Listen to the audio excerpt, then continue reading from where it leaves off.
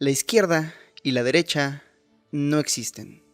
Antes, tal vez en 1791, durante la Revolución Francesa, cuando en la Asamblea Legislativa se reunieron nobles y burgueses para discutir el futuro del reino. ¿O la república? Esa era la cuestión. Y como la plebe gritaba mucho, la aristocracia se pasó al lado derecho de las gradas. En la izquierda quedaron los revolucionarios, representantes de la clase campesina y la recién nacida burguesía, que exigían igualdad, legalidad, fraternidad y guillotinas. En la derecha estaban los nobles y aristócratas, sangre azul que defendía una monarquía impuesta por la iglesia. Si fuéramos muy cínicos, diríamos que unos trataban de obtener el poder, mientras que otros trataban de conservarlo. Pero imaginemos que sus ideales eran genuinos. Imaginemos que la realeza creía en una justa jerarquía, mientras que la nueva burguesía luchaba por igualdad. Hoy quedan muy pocas monarquías y son apenas una atracción turística, pero la discusión política aún ocurre a través de estos dos polos, y en todo el mundo. Un estudio internacional para el cual se entrevistó a millones de personas de ambos lados del planeta demostró que 8 de cada 10 personas identifican su orientación política en algún punto de este espectro. Unos países son más conservadores y otros más progresistas, pero en todos la gráfica tomaba esta forma. Es curioso porque la política y los medios nos presentan a la izquierda y la derecha como dos especies irreconciliables, pero la gran mayoría de la población existe aquí, en medio, mientras que en ambos lados hay apenas unos cuantos extremistas. Si los medios no estuvieran tan urgidos de atención, veríamos más de este infinito gradiente de opiniones, pero no. Nosotros, el pueblo, somos los que repartimos los clics y nosotros queremos ver pleito, loquitos de un extremo imponiéndole su punto de vista a fanáticos del otro que gritan el suyo mientras se tapan los oídos. ¿Y qué defiende esta gente de los extremos, ahora que no quedan monarquías? Unos dirán que la lucha es capitalismo contra comunismo, otros que es igualdad contra jerarquía, libertades contra obligaciones. ¿Pero qué hay del Partido Comunista Chino, que defiende el libre mercado y una rígida jerarquía burocrática? ¿O el presidente republicano de Estados Unidos, que promueve acabar con las élites? No hombre, no las económicas, las otras. ¿O el presidente de México, de izquierda en lo económico pero conservador en lo social? ¿O el presidente de Canadá, un progre neoliberal? ¿Es que acaso el mundo se ha vuelto loco? Siempre fue igual. El espectro de izquierda o derecha solo sirve para aceptar o rechazar ideas según la tribu que las proponga. ¿Esta idea es buena o es mala? ¿A quién le importa? Es buena si es de mi tribu y es mala si es de la otra. Y vayan todos al demonio menos la Cueva 36. El espectro de izquierda o derecha es una gran herramienta para no pensar. Y por eso no puede ayudarnos a entender la realidad. Porque no hay izquierda ni hay derecha. Solo hay gente confundida, producto de sus genes, la cultura, sus padres y hasta su edad. Gente buscando una tribu y bribones buscando el poder.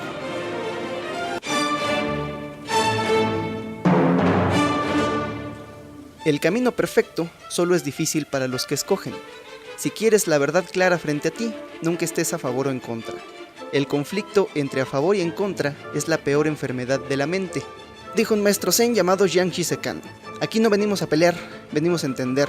Aquí no hay fachos ni zurdos, no somos chairos ni somos fifís. Entonces, ¿qué somos? Pues somos humanos, animales políticos, según Aristóteles, por nuestra necesidad de discutir, interactuar y llegar a acuerdos. Pero antes que humano, antes que homínido, antes que mamífero, tú eres materia viva. Código genético sin más plan que reproducirse y sobrevivir. Reproducirse y sobrevivir. Se oye fácil, pero tiene su truco, porque todos los demás están buscando lo mismo y para ese fin se han inventado órganos, tácticas, camuflajes, y entre la infinita variedad de vida que cubre el planeta han surgido preguntas. Unas son muy obvias y por eso todos llegamos a la misma respuesta. Hambre, come. Sed, bebe. Hotel, trivago. Pero conforme crecíamos en complejidad, surgieron otras preguntas que no son tan evidentes. ¿Qué haces cuando hay un extranjero en la frontera? ¿Qué pasa cuando un miembro de la tribu ya no puede cazar? ¿Cuál es la naturaleza del ser humano? La selección natural no ha podido resolver estas dudas. Por eso, y por el puro hecho de estar vivo, tú ya estás involucrado en 3 conflictos. El conflicto entre naciones, el conflicto dentro de la tribu y el conflicto contigo mismo. Primero el conflicto entre naciones. ¿Qué hacer cuando 2 tribus se encuentran? ¿Pelear o colaborar? Pelear tiene sus ventajas porque no sabes quiénes sean esos o qué quieran. ¿Qué tal que son peligrosos? Podrían tener enfermedades. Matar a tus vecinos te mantendrá seguro.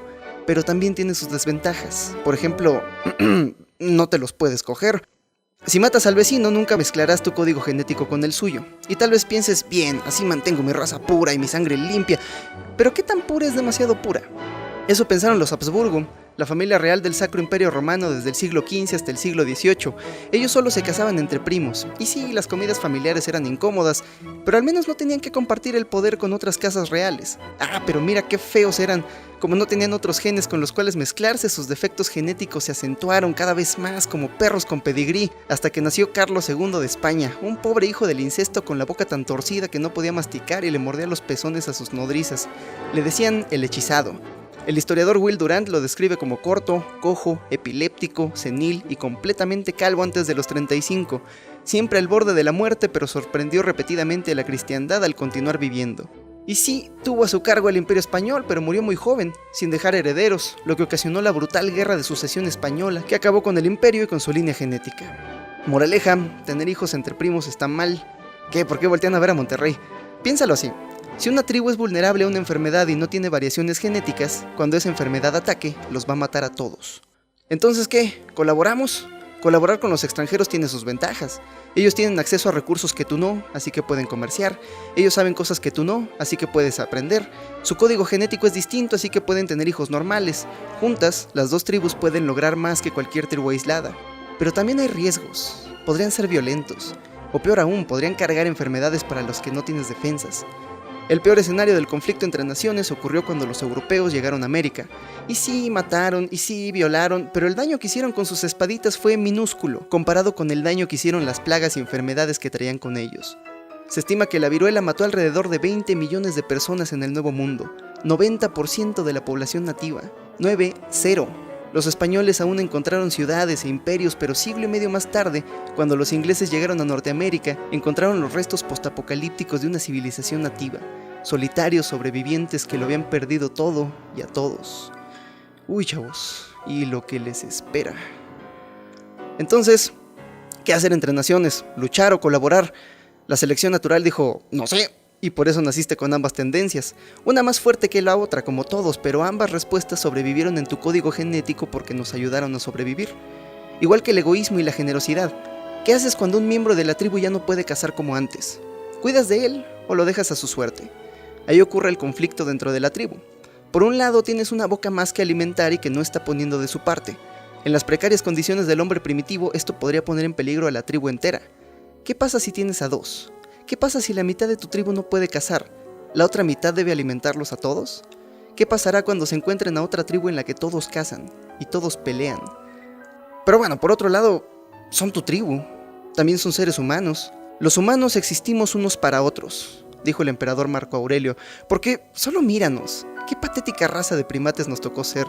Los humanos vivimos en grupos porque somos débiles, vulnerables. Nuestra única fortaleza es la colaboración. Y mira el horizonte, es una gran fortaleza. Y la forma más simple de colaborar nace en la familia, porque un hermano comparte 50% de tu código genético, un primo 25%, y así, por pura selección natural, aquellos organismos preparados para dar su vida por preservar el código genético de sus hermanos y familiares fueron más exitosos a la hora de pasar sus genes a la siguiente generación. Estamos programados por la evolución para amar a nuestra familia. Pero en poblaciones pequeñas, donde las interacciones locales son siempre con la misma gente, los humanos desarrollamos parentesco por nutrición, o sea, aprendemos a ver a nuestros vecinos como familia, como miembros de la misma tribu. Dicho lo cual, ¿qué será de este holgazán? ¿Vive o muere? Depende de tu tolerancia para la desigualdad, de cuántos vecinos consideras como parte de tu tribu. Si son pocos, tu tolerancia para la desigualdad será alta. Y si estás de acuerdo con que unos tengan más que otros, pensarás que las jerarquías sociales son justas, y todo aquel tratando de subvertirla, todos los que se quieran meter a la fila, deben ser detenidos. Si los miembros de tu tribu son muchos, tu tolerancia para la desigualdad será baja, y si crees que en el fondo todos somos iguales, pensarás que las jerarquías sociales son injustas, artificiales, porque tú ves en cada miembro de tu tribu un valor intrínseco, más importante que cualquier cargo o título. Competir o colaborar. Ese es el conflicto con uno mismo. ¿Cuál es la esencia del ser humano? ¿Somos seres nobles en un mundo malvado o bestias crueles que deben ser contenidas? Vamos a ver, en la esquina de los técnicos está el chino Mengzi, quien creía que el hombre es bueno por naturaleza. En nuestro corazón están la compasión, la vergüenza, la modestia y la habilidad de distinguir entre el bien y el mal, pero deben ser cultivadas. Del otro lado del mundo, pero muy cerca en el pensamiento, Rousseau decía que la naturaleza humana es compasiva, pero que somos corrompidos por la sociedad. Somos nobles y generosos, pero la jerarquía provoca orgullo, vanidad y desigualdad, Y sí, Rousseau era un hippie, pero su filosofía inspiró las grandes revoluciones del siglo XIX y ayudó a convertir las monarquías religiosas de Occidente en repúblicas seculares y democráticas. Nada mal. Un poquito más moderado, John Locke decía que la gente nace con una mente en blanco, una tabula rasa, y el comportamiento nace de analizar nuestro ambiente y reflexionar sobre estas percepciones. O sea que la gente nace toda igual, y ya cada quien decide si ser bueno o malo, libre o no. Casi en el centro, Karl Marx, que era un materialista, decía que el ser humano no tiene una naturaleza como tal, que son los mecanismos de interacción a los que está sujeto los que lo obligan a ser altruista o egoísta. Pero mira qué implicaciones tan peligrosas tiene su filosofía. Porque si el espíritu humano es una plastilina moldeable por los mecanismos a su alrededor, si no tenemos necesidades básicas como por ejemplo la libertad, ¿qué nos impide manufacturar al obrero perfecto? A mí no me miren, pelense con Aldous Huxley, a él se le ocurrió esta pregunta.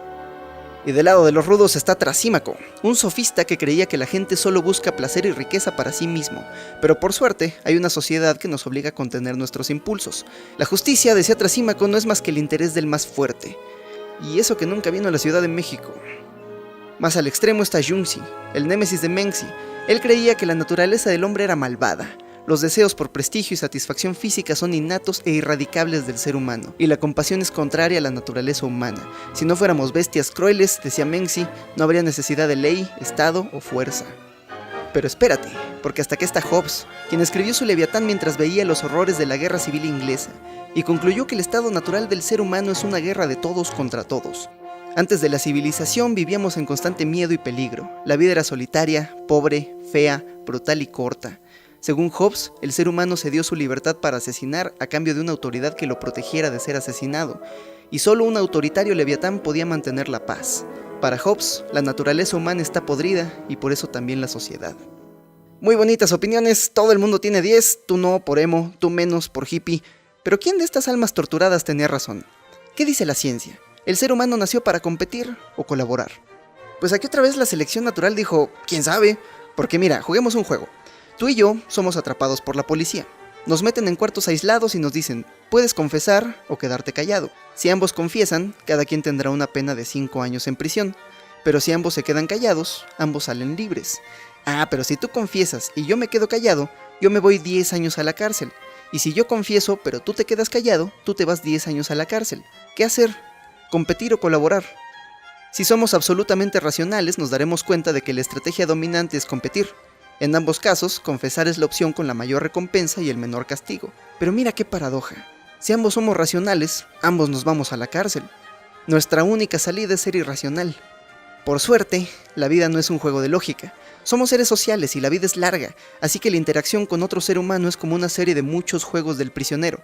Y a gran escala, la selección natural privilegia a las especies con la mejor estrategia para seguir existiendo. Entonces, ¿cuál es la mejor estrategia? Pues mira, hicieron un concurso del dilema del prisionero, y el ganador fue el algoritmo de Anatol Rapoport, un biólogo y matemático que programó a su prisionero con la estrategia de ojo por ojo. Su algoritmo comienza colaborando. Si el otro colabora, Anatol colabora, pero si el otro lo traiciona, Anatol lo traiciona. Muchas emociones humanas, según Rapoport, han evolucionado para lidiar con esta estrategia: amistad, gratitud, simpatía y algunas formas de hipocresía. Esto no significa que estemos programados para actuar racionalmente estrategias de teoría del juego. Más bien, nuestro cerebro tiene 2 motivaciones fundamentales: cooperación y venganza. Y ambas se sienten bien. En el departamento de neurología de la Universidad de Emory escanearon el cerebro de unas personas mientras jugaban al dilema del prisionero. Cuando ambos cooperaban, el sistema de recompensa de dopamina se activaba. Se sentía bien. Pero cuando uno cooperaba y era traicionado, este sistema respondía de manera negativa. Se sentía mal. Ah, pero cuando tomaban venganza, esta zona del cerebro se activaba. Esta es la misma área estimulada por la dopamina cuando consumimos nicotina, cocaína y azúcar. Y al parecer también cuando tomamos la dulce venganza. Cooperar con los que cooperan se siente bien, pero castigar a los que nos traicionan se siente mejor. Y para que veas que la evolución es un trabajo mal hecho, esta estrategia no es perfecta, porque una sola traición puede mandar a 2 individuos a una espiral de venganza donde nadie gana y todos pierden. Estas son las 3 preguntas que la selección natural no pudo responder. 3 conflictos que debemos resolver solos. ¿Y de qué depende nuestra decisión? Idealmente, la razón, pero esta es tan pequeñita comparada con las fuerzas y tendencias que actúan dentro y fuera de nosotros. ¿Pero de dónde vienen estas fuerzas y tendencias? Bueno, aquí hay muchos culpables, pero los principales son 3. Tus papás y el tiempo. Tus padres porque te dieron tu cerebro. En 2010, la Universidad de Londres, la de veras, esta analizó a 92 estudiantes y descubrió que podían predecir sus orientaciones políticas solo por la forma de su cerebro. Los que se consideraban a sí mismos de derechas tenían más grande esta parte, que está relacionada con la agresión, miedo, ansiedad y detección de amenazas. Los que se consideraban de izquierda tenían más grande esta parte del cerebro, que se encarga de regular funciones cognitivas como la inhibición verbal, la toma de decisiones y la empatía. Y tiene sentido, porque tus padres no solo te dieron tu cerebro, también te educaron, y seguro usaron una de dos estrategias, el miedo o la culpa. Según el libro La personalidad autoritaria de Theodor Adorno, los niños educados a través del miedo, o sea golpes, gritos y amenazas, crecían con un mayor respeto por la jerarquía, pero también aprendían a ver el mundo como un lugar peligroso, a otros humanos como rivales y a la naturaleza humana como fallida. Los niños educados a través de la culpa, que les decían, mira, por burro, ya hiciste llorar a tu mamá, ellos crecían para ser más empáticos, con mayor disposición a colaborar, pero también crecían con menor autoestima. Tal vez por eso, en contraste, veían a la naturaleza humana como noble. Y luego está el tiempo, que lo que no arregla lo echa a perder. Un dicho popular dice que si no eres liberal a los 20, no tienes corazón. Si no eres conservador a los 30, no tienes cerebro. Y es solo un dicho, pero guarda un poquito de verdad. Porque cuando eres joven, la mayoría de las interacciones son con tu familia, y como ya vimos, es más probable que ellos colaboren contigo, así que durante tus primeros años de vida, tu imagen de la humanidad será más amable. Pero luego creces, y al dejar tu hogar te enfrentas a más y más interacciones con gente que no está relacionada contigo, que no tiene incentivos para colaborar y tiene más razones para traicionarte, y varios años de mala suerte pueden hacerte perder la fe en la humanidad. Cuando eres joven, vives desde la esperanza, cuando eres mayor, desde la experiencia. Pero además tu cerebro cambia, porque mira, esta parte es la que te hace humano. En ella se representa la información que no está presente en el medio ambiente, como el lenguaje. Este mágico trozo de carne se merece su propio video, pero una de sus tareas es contener impulsos y controlar tus emociones. El problema es que esta parte del cerebro no termina de formarse hasta que cumples 25 años. Y para que veas que la evolución es un trabajo lento pero además mal hecho, esta otra parte del cerebro se encarga de las reacciones inmediatas del cuerpo, del miedo y la agresividad. Y cuando llegas a la pubertad, muchos años antes de desarrollar la precorteza frontal, esta pequeña bastarda se vuelve loca y te pone todo adolescente. Y tal vez por eso hacemos nuestro servicio militar a los 18. Tal vez por eso los reclutadores del ejército siempre eligen como blanco a los adolescentes, a quienes pueden venderles el infierno de la guerra como una aventura romántica. Quizá por eso los carteles agarran de sicario a puro chavito. Es la edad perfecta para matar y morir. Niños traicionados por su biología y su sociedad. Nunca tuvieron una oportunidad en la vida. Chavos, no sean carne de cañón. Si quieren sentir cosas, lean a Bradbury.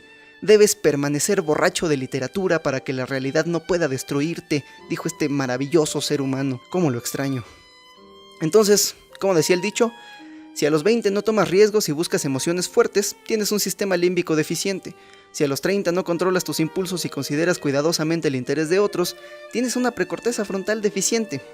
Esta confusión nos hace libres, es un efecto secundario de ser humano, y esta línea bicolor no alcanza a contener el maremoto de impulsos y emociones que me hierve dentro del pecho, porque según este espectro, izquierda y derecha sufren del mismo mal, creen que el mundo es como debería ser. La derecha cree que este es el mejor mundo posible y hay que defenderlo. La izquierda cree que el mundo ya era bueno y lo arruinamos. Un lado piensa que el espíritu humano puede crecer y evolucionar, mientras que el otro cree que el ser humano es una criatura fallida y debe ser controlada. Pero adivina qué, ambas personas soy yo. Todas esas fuerzas y tendencias viven en mi interior, responden a la realidad que observo y solo de vez en cuando coinciden con la oferta política de un lado o del otro. Somos criaturas complejas, pero ¿por qué 8 de cada 10 personas en todo el mundo se pinta el alma de un color? ¿Por qué definirse como izquierda o derecha? Pues porque somos humanos, y los humanos existimos los unos para los otros. Y desde que éramos changos temerosos entre depredadores aprendimos que solo podemos sobrevivir en tribu. Y mira, tal vez hubo humanos independientes que vivían a solas y decían, yo no necesito tribu para sobrevivir. ¿No has visto a Bear Grylls? Puedo tomar pipí y comer arañas, voy a estar bien. Pero hace 70,000 años, el clima cambió. Un volcán gigante ocasionó una era del hielo y la humanidad por poco desapareció. Apenas 3,000 seres humanos quedaron vivos. 3,000 personas. ¿Qué habrán pensado? ¿Qué habrán sentido estas personas idénticas a nosotros pero al borde de la extinción? La naturaleza seleccionó a los 3,000 humanos más aptos para sobrevivir. Y solo pudieron sobrevivir colaborando. Y hasta hace poco, así era la vida. Nacías en un grupo social reducido y vivías con tu familia y tus amigos hasta que morías una muerte prematura. Pero díganle a Hobbes que tiene 0, porque sí, la vida era corta y sucia. Quizá no era feliz, pero era satisfactoria, porque somos humanos y no queremos sobrevivir, queremos vivir. Porque a los seres humanos no nos importan las dificultades, nosotros florecemos frente a los retos. Lo que nos importa, según la teoría de la autodeterminación, es ser buenos en lo que hacemos, vivir vidas auténticas y sentirnos conectados. Y si en el camino nos come un tigre, pues se la pinches vi. En una carta, Benjamin Franklin observó que muchos colonos ingleses escapaban de las ciudades para irse a vivir con los indios, pero ninguno regresó. Y nunca un indio se escapó de la tribu para ir a vivir en la ciudad, porque la vida en tribu era tan precaria que la pobreza individual era imposible. Los derechos naturales de la gente eran obvios. Todos dependían de todos y cada quien tenía un lugar en la sociedad. Pero 6.000 años de historia nos dejaron aquí, en la modernidad. Un estudio de 2012 en desórdenes afectivos concluyó que las fuerzas económicas de la sociedad moderna han manufacturado un medio ambiente que maximice el consumo a cambio del malestar a largo plazo de los individuos. Pasamos millones de años evolucionando para vivir en tribus, y luego arrastramos este cuerpo a una vida sobrealimentada, malnutrida, sedentaria, sin luz del sol, desvelada, competitiva, desigual y solitaria, cada vez más solitaria. Y a cambio, mira nada más, nos dieron Uber Eats. Qué tiempo para estar vivos. Te la creíste. Pero nuestra primitiva necesidad de existir en tribu sigue ahí, y la vemos cada vez que la realidad nos recuerda nuestra colectiva fragilidad, lo diminutos y vulnerables que somos. Durante la Segunda Guerra Mundial, los nazis bombardearon Londres con la esperanza de romper el espíritu de la población, pero ocurrió todo lo contrario. Entre los bombardeos, las admisiones al psiquiátrico declinaron, los suicidios se desplomaron, los epilépticos reportaron tener menos convulsiones, un doctor señaló que los neuróticos de antes ahora manejan ambulancias. Por toda la ciudad desaparecieron las barreras sociales. Entre los refugios improvisados, los ingleses descubrieron esa profunda hermandad que los unía a todos. La solidaridad que nació de los bombardeos duró hasta después de la guerra. Mientras que Churchill decía, la guerra sigue, programas de austeridad, hagamos al imperio inglés grande otra vez, la gente dijo, el perro, y votó por el Partido Obrero, que dejó de gastar en mantener al imperio y rechazó favorecer a los intereses privados para invertir en salud pública y seguridad social. Esa era de bienestar no acabó hasta que la generación de veteranos comenzó a desvanecerse y Margaret Thatcher fue elegida por sus hijos como primer ministro en 1979. Vamos a ver si puedes encontrarla en esta gráfica.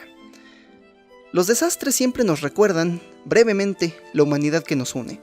Durante la guerra en Bosnia, uno de los refugiados escribió, moríamos de miedo, pero éramos una familia. Reíamos, llorábamos y escuchábamos rock and roll juntos. No nos importaban presidentes ni generales, nuestro único héroe era Bowie. Pero acabó la guerra, regresó la vida moderna, y en varios muros de Sarajevo apareció un grafiti que decía, todo estaba mejor cuando todo estaba peor.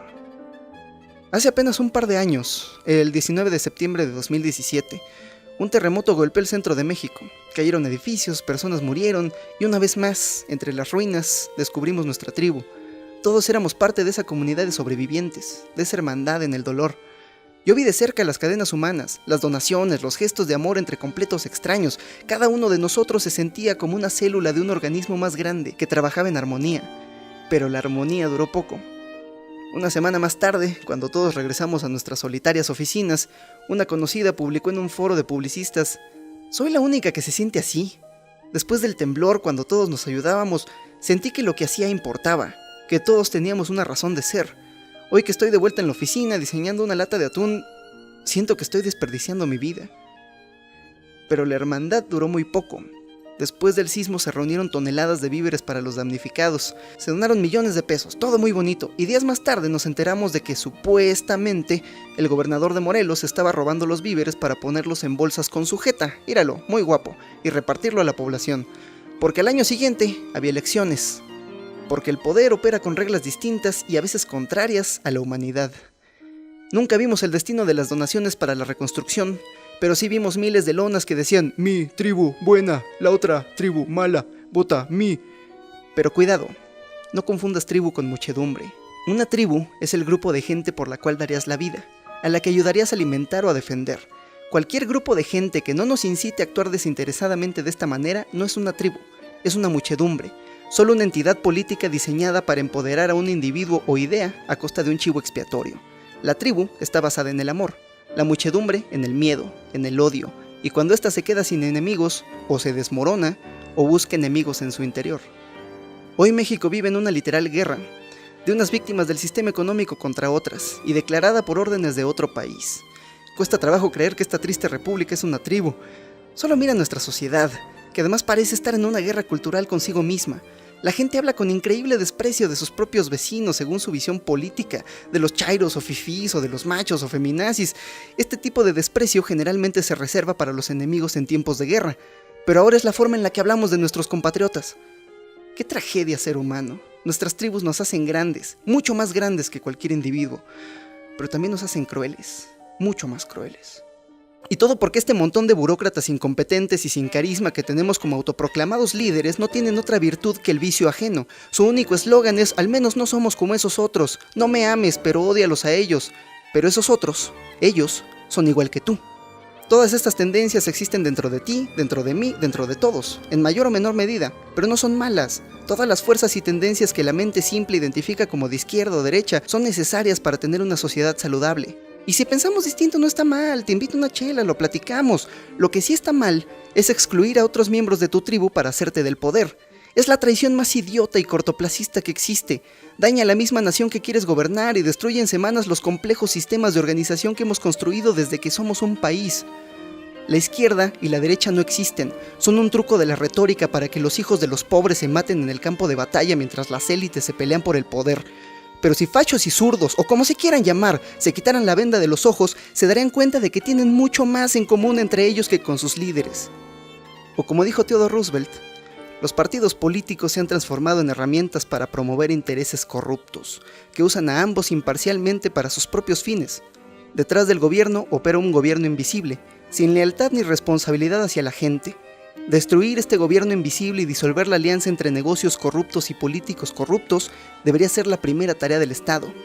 Pero para disolver esta alianza hay que entender cómo opera. Hay que echarse un clavado en el pozo negro del poder para entender sus reglas. Para entender por qué nos representan estos individuos despreciables, para entender por qué, a menudo, las malas actitudes son buena política. Pero ese es tema para el siguiente video. Espérenlo en un par de semanas. Así es, señores y señores, viene toda una saga. Hablaremos de poder, de corrupción y de guerra. Miraremos a los ojos al lado más oscuro del corazón humano y tal vez, solo tal vez, si al final nos queda un poquito de esperanza, veremos ideas para arreglarlo. ¿Quiénes son estos nombres que están pasando? Ellos son mi tribu, los Patreons de mi gala. Juntos aprendemos del mundo y los tiros penetrantes de su fortuna injusta para oponer los brazos y darles fin con atrevida resistencia. Yo sé que es difícil hallar entre las tumbas un lugar para la risa. Yo mismo a veces caigo y el viento levanta mi rostro como una alfombra rota. Pero aún en las celdas, bajo la lluvia, yo no perdí la fe. Amigos, aunque os golpeen, jamás perdáis la fe. Aunque vengan días sucios, jamás perdáis la fe. Aunque yo mismo os niegue de rodillas, no me creáis. Amad la vida, guardad rocío para que las flores no padezcan las noches canallas que vendrán. Sí, también suscribíos y dadle click a la campanita. Bye.